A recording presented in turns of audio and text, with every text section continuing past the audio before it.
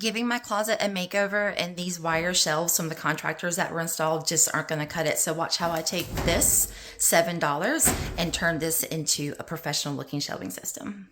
Use some cardboard and some shelving paper. I cut down some cardboard boxes to give me the general shape of this first shelf, and so these are in sections. So now I'm going to go back through and bind these together. You could use painter's tape or packaging tape, really just any tape that you have, because the shelving paper is adhesive and it's going to help stick them together as well. Next, I need to decide how I want to cut cardboard pieces for this overhang, because down here on the bottom, this is 2 square panels on top of each other, and I didn't want to buy extra wallpaper to cover up that gap because I knew the overhang was going to camouflage this. So I'm going to go ahead and measure that and get those pieces cut. I'm using this piece to kind of judge how far I want this to come down, and so line of sight to cover up that gap is honestly just right below this bar.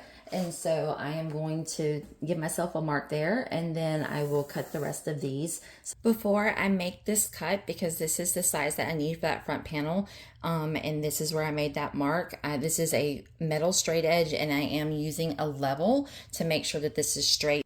I've got all my front panel pieces done, so now I'm going to, with the same tape, just attach those.